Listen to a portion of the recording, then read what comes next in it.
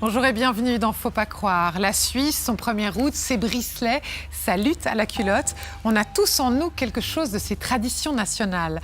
Oui, mais saviez-vous qu'on a tort de les croire figées dans le temps, ces traditions, que pour durer dans nos têtes, dans nos cœurs et dans nos sociétés contemporaines, eh bien, elles se transforment au fil du temps. On ne peut donc pas retourner aux valeurs traditionnelles, ce sont elles qui évoluent. Regardez ce reportage d'Alain Hungui, on en parle juste après.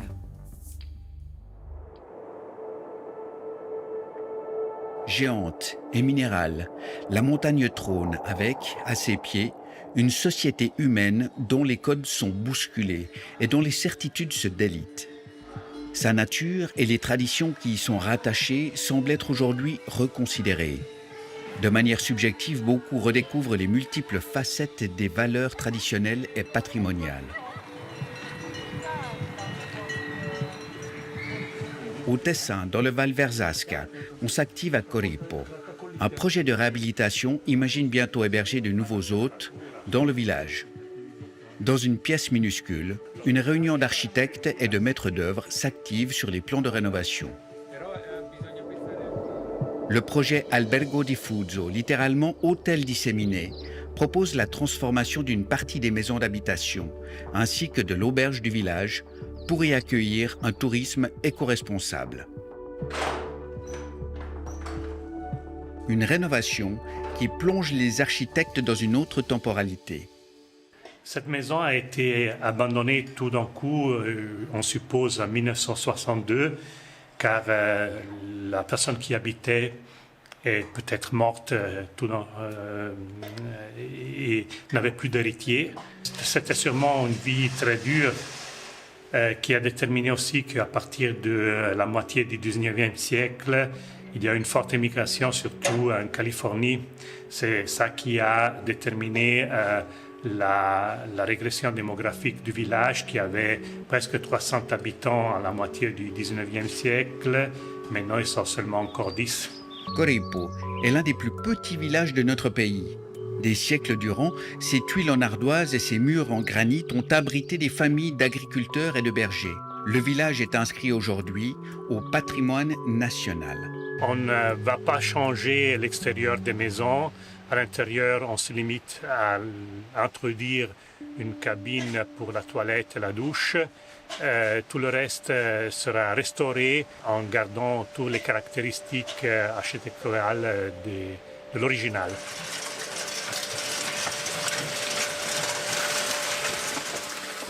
Ce chantier ne manque pas de particularités.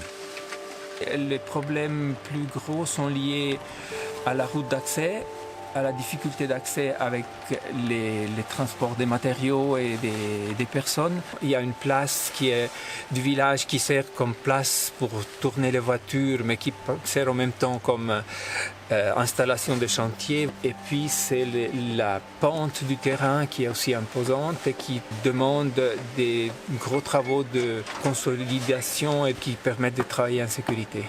Accroché à la colline, le village ancestral pourra accueillir le voyageur en quête de simplicité dès l'année prochaine. Ici, il y a un équilibre entre l'espace, le vide et l'authenticité. Le vide qui a une force énorme. Cette qualité les choses essentielles qui... On n'a rajouté rien.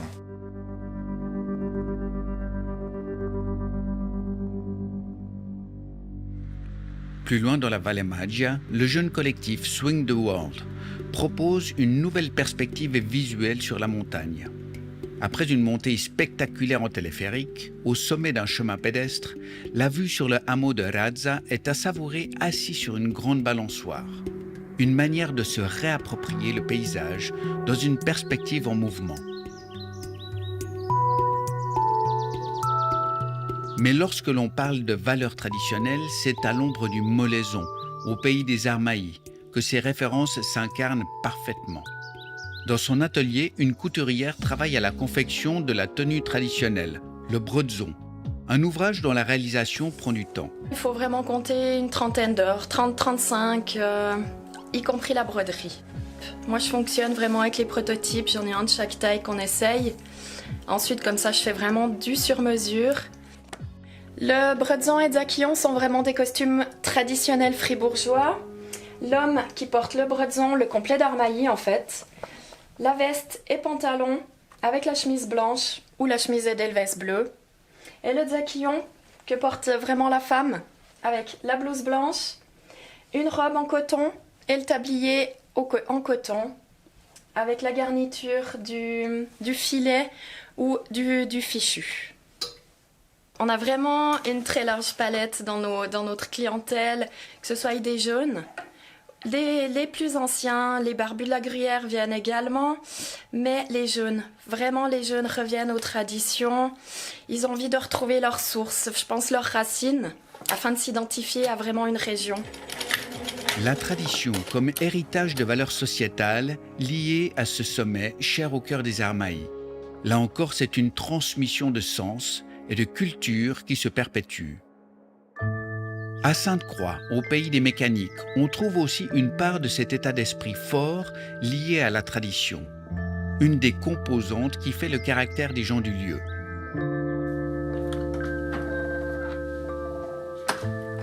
François Junot fabrique des automates de précision depuis plus de 40 ans. Dans son atelier, la minutie se marie à la créativité. Il insuffle une vie mécanique à ses œuvres par le biais des jeux des cams. C'est tous des objets qui fonctionnent la plupart du temps avec des ressorts. Donc on remonte comme un réveil, on pourrait dire. Puis après avec des cams et des leviers qui vont activer des bras, des têtes, etc. Le fait d'habiter Sainte-Croix, ça fait aussi beaucoup, puisqu'ici on est aussi au pays des boîtes à musique, anciennement des caméras Bolex ou des machines à écrire. Puis le fait de pouvoir allier la mécanique et un objet artistique, c'était ça qui me plaisait le plus, c'était de pouvoir mettre ces deux choses ensemble. Ces mécaniques d'art sont visibles dans les musées et chez les collectionneurs bien au-delà du balcon du Jura. Cette exportation de savoir-faire incite-t-il dès lors à retrouver des racines traditionnelles ? Moi je pense que c'est vrai, hein. J'ai entendu parler que dans des mégapoles comme New York, il y a plein de gens, bon, vous me direz c'est ceux qui ont les moyens, mais qui partent de ces grandes villes pour aller habiter, retourner dans la nature, pour être tranquille et puis paisible. Parce que c'est vrai que tout le monde va dans les villes, mais peut-être que l'avenir, ça sera l'inverse. Les gens vont retourner dans les campagnes, dans les montagnes, dans la nature. Et de la tradition, les horlogers ne s'en sont jamais tellement éloignés. La société Audemars-Piguet, par exemple, utilise cette origine dans sa communication promotionnelle par le slogan « Born in Le Brassus ». Ces horlogers créent des montres depuis 1875, un patrimoine traditionnel qui leur permet de travailler sur des mouvements, même très anciens. Ce sont des gens qui sont capables de prendre une montre de 1893 et de la refaire complètement de A à Z à la main. Donc il y a un vrai talent. C'est un voyage dans le temps, mais on voyage dans les deux temps. On voyage dans hier et en regardant complètement demain. Au plus fort de cette quête matérielle et technologique dans laquelle notre civilisation est engagée, les valeurs traditionnelles s'imposeraient-elles comme un nouvel ancrage ? Des valeurs anciennes, réhabilitées et constitutives de sens ?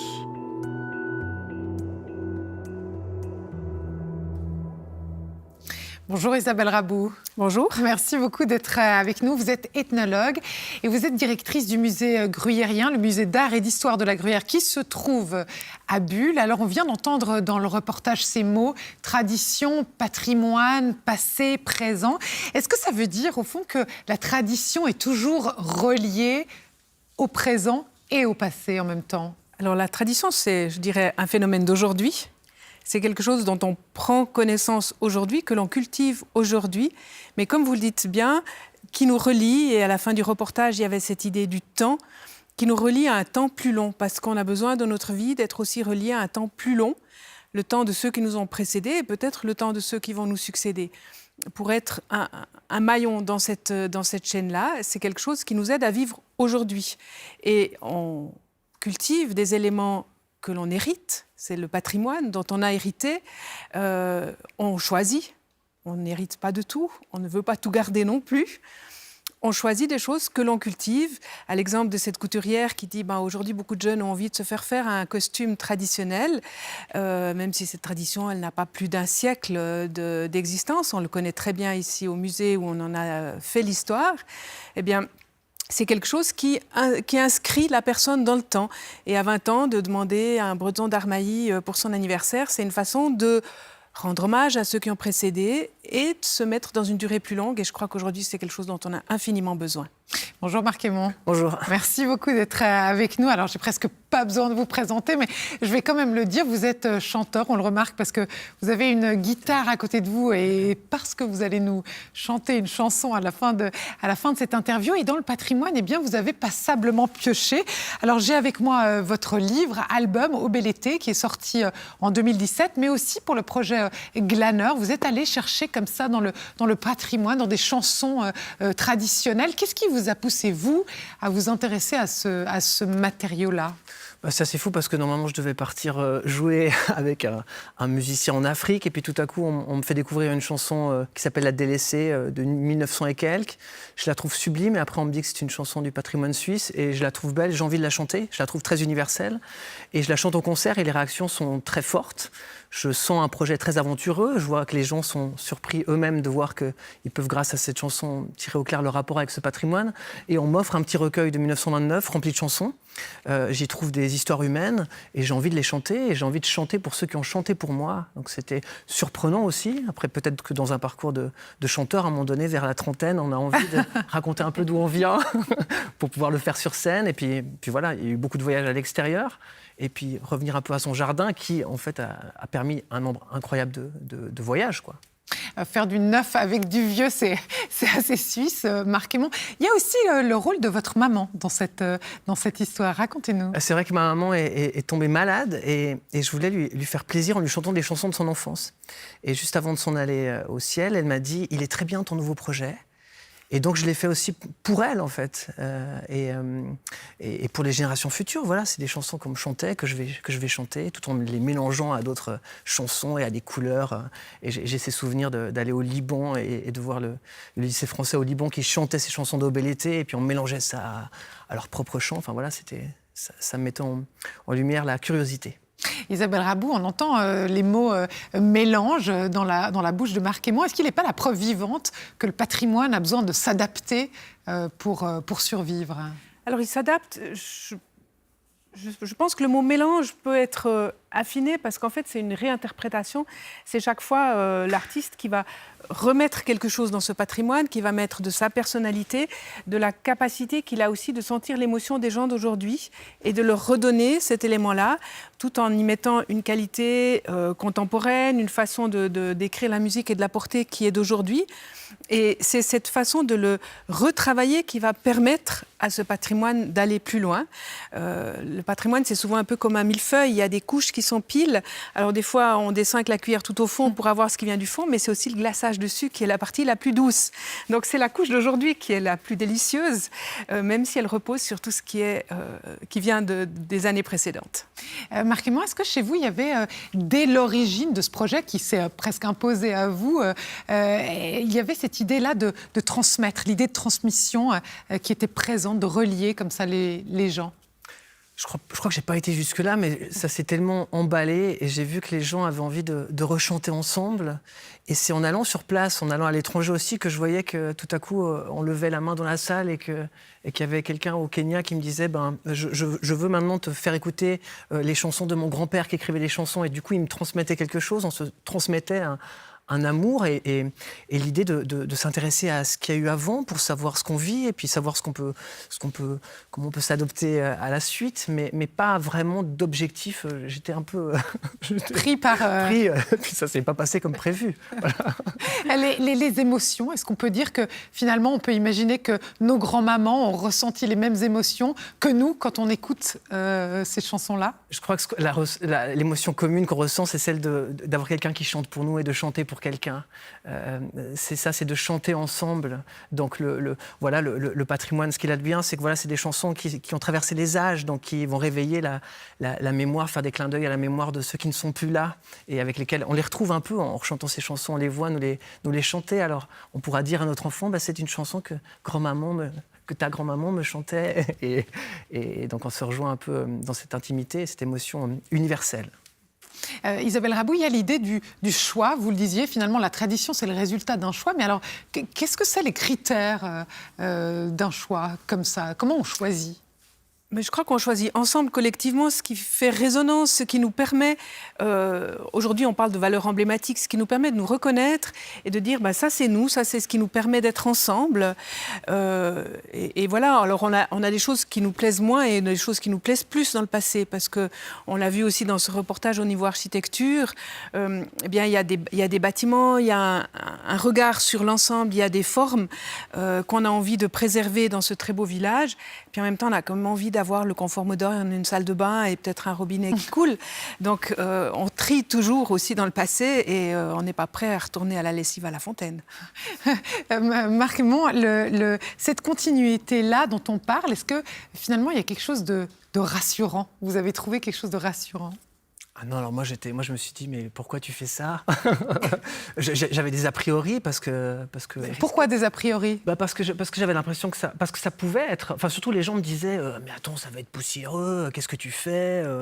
Et puis en fait, j'ai découvert à travers ce projet déjà que la curiosité, c'est le projet avec lequel j'ai le plus voyagé, et j'ai rencontré des gens comme des archivistes qui sont les gens les plus rock'n'roll que j'ai rencontrés, parce qu'ils sont confrontés. Enfin voilà, c'est des passionnés absolus.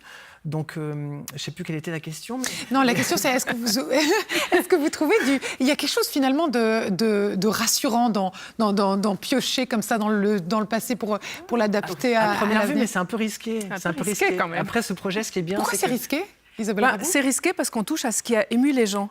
Et parfois, dans ces chansons, il y a des choses qui n'ont pas été chantées depuis 40 ans, mais dont le souvenir est intact dans le cœur des gens, voire même depuis plusieurs générations. Et il y a une très grande distance. Et les personnes qu'on a aujourd'hui ne sont pas les mêmes que ce qu'elles étaient il y a 40 ans ou il y a 60 ans quand elles ont entendu cette chanson. Donc on renoue avec ces émotions, et le risque, c'est qu'elles ne retrouvent pas la même émotion. Donc il faut avoir cette écoute et cette souplesse pour reprendre cette émotion et lui redonner une émotion d'aujourd'hui. C'est aussi encourager les gens à faire leur propre version, parce qu'avant tout, ce projet-là, c'était un carnet de chants. C'était voilà ma version de telle chanson, mais faites-en la vôtre. Juste prenez connaissance et puis rendez-vous compte que cette chanson a été écrite par Arthur Parchet, mort en 1946, qui a été chef d'orchestre de l'Opéra de Berlin, qui a fait 2100 ans de chansons, mais qui a fini sa vie comme ouvrier agricole, parce que entre artiste et autiste, il n'y a qu'une lettre de différence. Il était un peu bougon, alors on le traitait un peu mal. Donc tout à coup, ça prend des dimensions différentes.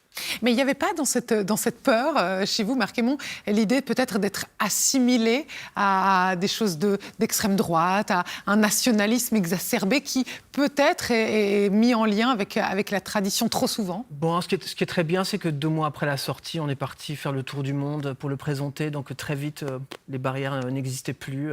Donc non, je crois que ça m'a absolument pas inquiété. Isabelle Rabou, est-ce que notre pays et son système fédéraliste a besoin de ces traditions, cette authenticité nouvelle, ces traditions remises au goût du jour pour vivre ensemble? Alors, la Suisse a développé à la fin du 19e siècle un très grand besoin de se créer un esprit de nation, parce que c'est en fait un assemblage de cantons qui tenaient difficilement ensemble. Et on a beaucoup essayé de cultiver ces traditions suisses, mais avec une particularité, c'est que l'identité suisse, elle se compose de cette mosaïque des 26 cantons et demi-cantons qui chacun ont leur particularité. Donc c'est cette espèce de puzzle qui forme l'identité suisse, avec toujours un peu de complications qu'on aime bien cultiver. Donc on a peu de choses qui rassemblent vraiment tout le monde, mais la conscience qu'on a au Tessin, en Valais, au Jura, des choses qui touchent le même universel, même si localement elles s'expriment chaque fois différemment. Je crois que ça, c'est fondamental en Suisse. Et la peur, alors ça c'est une question pour vous deux, mais la distinction entre le vrai et le faux, entre dénaturer, reprendre une chanson du passé ou quelque chose du passé et l'adapter au temps présent, et cette peur de peut-être le dénaturer, est-ce que ça existe? Est-ce que c'est un faux débat, Marc Hémon? Du moment qu'on a peur, je trouve que c'est bon signe. C'est qu'on va demander aux ayants droit, on va être entouré, on va avoir des gens qui vont nous dire « fais-la plutôt comme ça » ou bien « ah ouais, c'est gonflé, mais vas-y, quoi. La vie appartient à ceux qui font, quoi. Ceux qui font rien, ils risquent rien. Donc, il faut bien s'entourer. Mais Isabelle Rabou, ce débat entre vrai et faux, c'est un débat qui n'a pas lieu d'être. Il revient souvent sur le tapis. Il y a certains censeurs qui aimeraient dire ben voilà, le costume doit être comme ça, telle chose doit se faire comme ça ne doit surtout pas changer.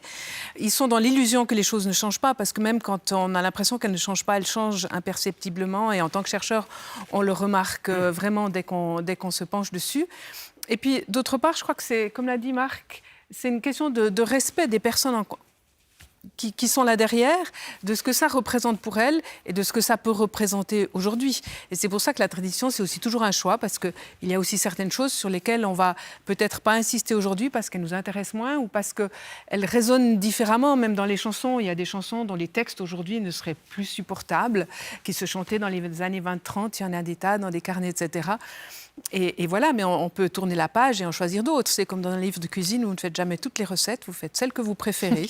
Et c'est pour ça que vous aimez votre livre de cuisine. Et en plus, vous l'adaptez à vos goûts du jour. Une question pour vous deux aussi, de nouveau, parce que vous venez chacun de vous d'un canton catholique, le Valais et Fribourg. Est-ce que ces rites religieux, ça fait partie du patrimoine de vos cantons ? Alors moi, je dois quand même dire que je suis valaisanne aussi. Ah oui, je travaille sur le canton de Fribourg, mais je suis valaisanne aussi. Doublement. Alors c'est vrai qu'on a baigné dans cette culture imprégnée de catholicisme, qui donne des rites dont il reste beaucoup de choses aujourd'hui, dans le calendrier festif, dans le fait d'aller faire ses commissions à Vevey le 8 décembre, quand les Fribourgeois et les Valaisans ont congé. C'est ce qu'on appelle Notre-Dame des commissions à Vevey. Voilà, donc on peut en rigoler aujourd'hui parce que la contrainte, je dirais, du catholicisme est aujourd'hui n'est plus aussi forte qu'elle l'a été pour la génération qui nous a précédés. Donc aujourd'hui, on a la liberté d'en garder certains aspects, de garder ce qui a modelé une vie commune. Je pense à la Saint-Nicolas à Bulle, qui est une très très belle fête, même si cette année, elle ne peut pas se dérouler dans l'espace public. Et en même temps, on n'a plus la contrainte. C'est aussi pour ça que beaucoup de jeunes peuvent aujourd'hui s'y intéresser, parce qu'ils n'ont peut-être pas ce que moi, ou même ceux qui sont plus âgés que moi, avons entendu des sœurs ou des prêtres qu'on avait à l'école et qui étaient tout sauf drôles. Donc, il y a une certaine liberté, et heureusement, parce que chaque génération peut réinventer son patrimoine sans devoir prendre tous les éléments, y compris peut-être certaines contraintes du passé. Donc cette évolution, elle nous permet plutôt de nous donner une certaine liberté par rapport à ça aujourd'hui, parce que autant s'intéresser au patrimoine et en faire quelque chose qui nous tient à cœur dans la manière dont on en a envie. Marc Aymon, le catholicisme, les rites religieux, ça a imprégné un peu vos goûts peut-être. Ce qui traverse tout ça, c'est surtout il y a la messe, mais il y a la fanfare qui joue à la messe, et il y a ce côté société locale où on se réunit, et c'est bien au-delà de ça qui en plus traverse les âges et permet ce côté de se retrouver le lundi soir pour chanter avec le cœur d'homme. Je crois que c'est ça qui traverse au-delà de la religion, je crois. Un peu comme ces chansons, on peut imaginer, on peut faire référence peut-être même à Bob Dylan ou à des chanteurs comme ça qui ont chanté un peu le patrimoine, les traditions. Bien sûr, à Johnny Cash qui chantait les chansons que sa mère lui chantait, ces psaumes, ce côté, en amenant vraiment ce côté très universel, et aussi en les réhabillant, en les mélangeant à ces autres chansons, parce que je crois qu'on essaye tous un peu de traiter les mêmes thèmes, et puis de chercher, de se poser des questions, se méfier des réponses, mais donc oui, sans doute. Et puis les thèmes universels, de la naissance, de la vie, de la mort, qu'on trouve aussi bien dans les rites religieux, dans les chants religieux, que finalement dans les chansons qui sont toujours sur ces thèmes de notre vie. Est-ce qu'on peut dire, Isabelle Rabou, aussi que ce mélange entre passé et présent, c'est quelque chose qui parle de l'avenir, du futur ?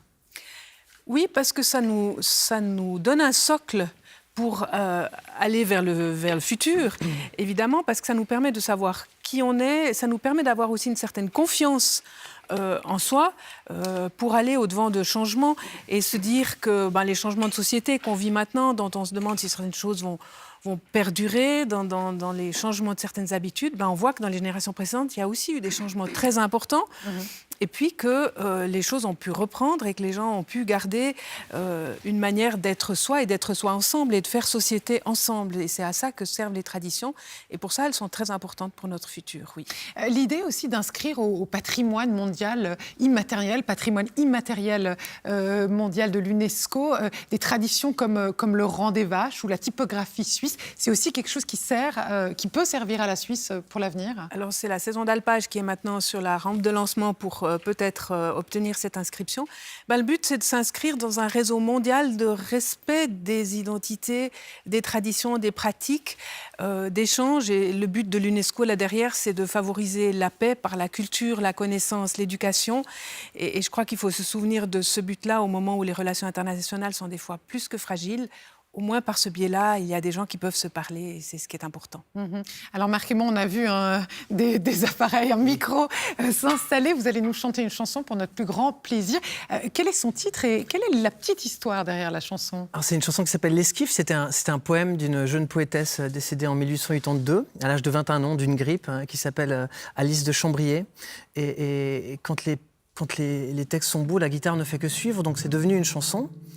Et que je vais me permettre de vous avec joie.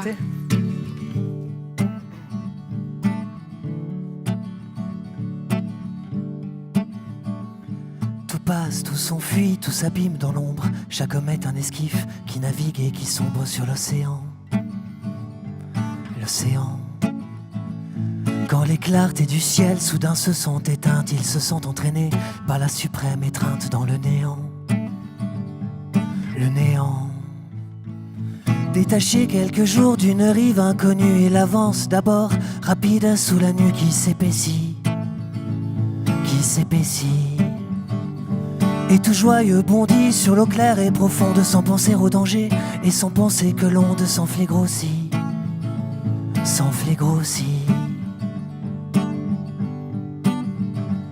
Puis la brise fraîchit, le vent plaintif s'élève, l'envoie dans le lointain se dérober la grève dans le brouillard. Le canot ralentit sa marche solitaire. Le noutonnier voudrait revenir à la terre, mais c'est trop tard. Il ne peut échapper à l'assaut des tempêtes qui passent en fouettant les grands flots dans les crêtes. Penche l'esquif. Il ne peut résister à la fureur des vagues qui l'entraînent au loin dans les profondeurs vagues sur le récif. Sur les flots déchaînés, la tempête fait rage. Il ne peut traverser dans les nuits de l'orage l'espace noir. Rien ne peut diriger la tremblante nacelle qui sur le gouffre amer incertaine chancelle sans plus d'espoir.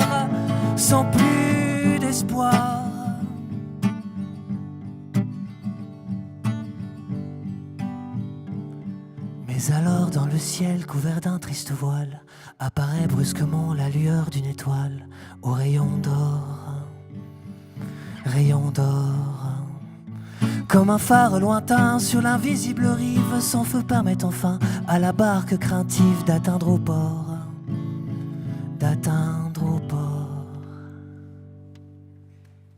Merci infiniment Marc Aymon et merci à vous deux, à vous Isabelle Rabou. Quant à vous, si vous voulez réagir à cette émission, vous pouvez nous écrire à l'adresse fautpascroire@rts.ch ou directement sur nos réseaux sociaux.